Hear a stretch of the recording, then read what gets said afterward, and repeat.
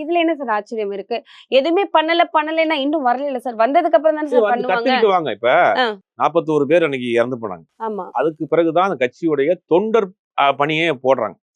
அப்போ ஒவ்வொரு தவறுகளிலிருந்தும் ஒரு பாடம் கத்துக்கிறாங்க. கத்துக்கிட்டு தான் வர்றாங்க.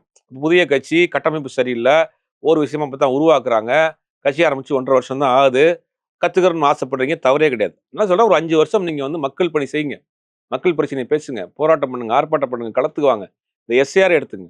எஸ்ஏஆர் கொண்டு வந்தாங்க. எஸ்ஏஆர் கொண்டு வந்ததுல நீங்க எவ்வளவு குழப்படி பண்ணீங்க? 10 நாள் கழிச்சு தான் எஸ்ஏஆர்னு ஒரு விஷயம் இருக்கிறதே விஜய்க்கு தெரியுது. மக்கள் கையில ஃபார்மை கொடுத்துட்டு போயிட்டான், அல்லோல பட்டுக்கிட்டு இருக்கு. படித்தவர்கள் கூட அந்த ஃபார்மை எப்படி ஃபில் பண்றதுன்னு தெரியல.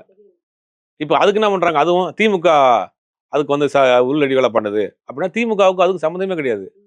பிஎல்ஓன்னு ஒருத்தர் இருக்கார், பிஎல்ஏன்னு ஒருத்தர் இருக்கார். பிஎல்ஓன்றது அரசு அலுவலர், பிஎல்ங்கிறது ஏஜென்ட்.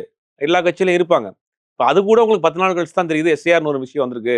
சாமானிய மக்கள் வந்து வாக்களிக்கக்கூடிய உரிமையை பறிபோக போகுது அப்படின்னு 10 நாள் கழிச்சு தான் தெரியுது. 10 நாள் கழிச்சு தெரிஞ்ச பிறகு நீங்க என்ன பண்றீங்க? வீடியோ போட்டு எல்லாருமே களத்து போய் உதவி பண்ணுங்கன்றீங்க. நல்ல விஷயம் தான். யார் போனா?